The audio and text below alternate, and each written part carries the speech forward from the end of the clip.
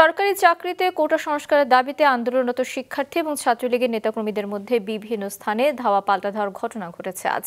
এ সময় উভয় পক্ষের বেশ কয়েকজন আহত হয়। আন্দোলনকারীদের হটিয়ে ঢাকা বিশ্ববিদ্যালয়ের ক্যাম্পাস নিয়ন্ত্রণে নিয়েছে ছাত্রলীগ। দাউদ হাসানের রিপোর্ট। এভাবেই কিছু সময় পরপর ছাত্রলীগ ও কোটা সংস্কারের দাবিতে আন্দোলনরত শিক্ষার্থীদের মধ্যে ধাওয়া পাল্টা ধাওয়া হচ্ছিল।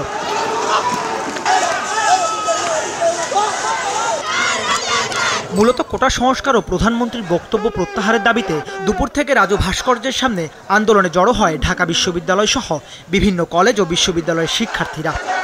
কালকে রাতে যখন সবাই স্বেচ্ছায় রাস্তায় নেমে আসে তখন দেখা যায় সরকার দলীয় যে ছাত্র সংগঠন মানে বাংলাদেশ ছাত্রলীগ তারা আমাদের উপরে হামলা করার জন্য বিভিন্ন তাদের ইউনিটকে সক্রিয় করে। পরিবর্তন হতে পারে এটা চিন্তা করে আমরা মাঠে নেমেছি।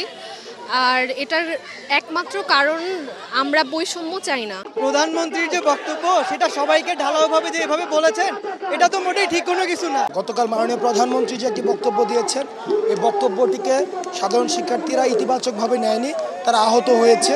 তারা বাংলাদেশের নাগরিক হিসেবে রাজাকার হিসেবে তাদেরকে নেমিং করা হয়েছে। বিক্ষোভ শেষে বিকেল ৩টার দিকে মিছিল নিয়ে শিক্ষার্থীরা বিজয় ৭১ হলের দিকে এগোলে ছাত্রলীগ সেখানে অবস্থান নেয়। এরপর শুরু হয় আন্দোলনকারী ও ছাত্রলীগের মধ্যে ইট পাটকেল ছোড়াছুড়ি। কিছুক্ষণের মধ্যেই তার রূপ নেয় ধাওয়া পাল্টা ধাওয়ায়। পরে মল চত্বর, ফুলার রোড, নীলক্ষেত এলাকায় ছড়িয়ে পড়ে এই আন্দোলন। প্রায় ১ ঘন্টার সংঘর্ষ ও পাল্টাপাল্টি ধাওয়ার পর কোটা সংস্কারের দাবিতে আন্দোলনকারীদের তাড়িয়ে ঢাকা বিশ্ববিদ্যালয় ক্যাম্পাস নিয়ন্ত্রণে নেয় ছাত্রলীগ। এ সময় উভয় পক্ষে বেশ কিছু শিক্ষার্থী আহত হন।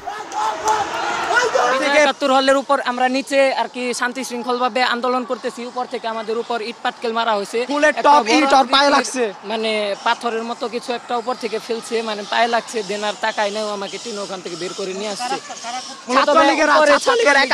ছাত্রলীগের সন্ত্রাসীরা সব কাজ করছে। শুরুতেই তারা বিভিন্ন হলে গিয়ে অ্যাটাক করে। আপনি দেখে থাকবেন এদের বিভিন্ন ধরনের ফুটেজ আছে আমাদের কাছে। এইগুলি তারা অ্যাটাক করে হলে প্রচুর পরিমাণে ভাঙচুর চালায়। তখন একটা পর্যায়ে আমরা তাদের প্রতিরোধ করার চেষ্টা করি। মানে আমরা হলের মধ্যে শান্তিপূর্ণ অবস্থানে আছি, আমরা মানা করতেছি কোনো কিছু হয় নাই। সেখানে ওনারা কোটা আন্দোলনকারীরা ইট পাটকেল ছিঁড়ে শান্তিপূর্ণ পরিবেশ কিন্তু নষ্ট করছে ওনারা। ছাত্রলীগের সাধারণ সম্পাদক বলেন, রাজাকার স্লোগান দিয়ে যারা ঢাকা বিশ্ববিদ্যালয়কে কলঙ্কিত করেছে তাদের প্রতিহত করা হচ্ছে। দেশের সচেতন তরুণ সমাজ ঢাকা বিশ্ববিদ্যালয়কে রক্ষায় এগিয়ে এসেছে। এই মুহূর্তে ঢাকা বিশ্ববিদ্যালয়কে রাজাকারের হাত থেকে রক্ষা করতে হবে। আমাদের কোনো ভাইয়ের গায়ে যদি কেউ আঘাত করে আমরা অবশ্যই তার প্রতিবাদ করব। ১৯৭১ সালে যেভাবে স্বাধীন করেছিলাম সেভাবে আবারও স্বাধীন করব আমরা। এই বিশ্ববিদ্যালয়ে দাঁড়িয়ে যারা নিজেদেরকে রাজাকার বলেছে তাদের বিরুদ্ধে আমরা যুদ্ধ করতে চাই।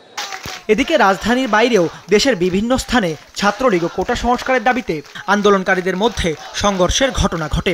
চট্টগ্রাম বিশ্ববিদ্যালয়ে কোটা আন্দোলনকারীরা রেল স্টেশন অবস্থান নিয়ে বিক্ষোভ করে। ক্যাম্পাসে শহীদ মিনার এলাকায় বিক্ষোভরত শিক্ষার্থীদের সাথে ছাত্রলীগের ধাওয়া পাল্টা ধাওয়া হয়, এতে কয়েকজন আহত হয়।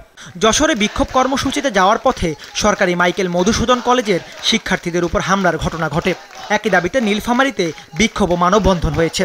দুপুরে শহরের চৌরঙ্গি মোড়ে মানববন্ধন শেষে মিছিল বের করতে চাইলে তাতে বাধা দেয় পুলিশ। কোটা সংস্কারের দাবিতে দুপুরে রাজশাহী বিশ্ববিদ্যালয়ের প্যারিস রোডে অবস্থান নিয়ে বিক্ষোভ করেন আন্দোলনরত শিক্ষার্থীরা। এদিকে দিনাজপুরে একইভাবে কর্মসূচি পালন করেছেন হাজী মোহাম্মদ দানেশ বিজ্ঞান ও প্রযুক্তি বিশ্ববিদ্যালয়ের শিক্ষার্থীরা। দুপুরে বিক্ষোভ মিছিল শেষে ১০ মাইল মহাসড়ক অবরোধ করেন তারা। এতে বন্ধ হয়ে যায় যান চলাচল।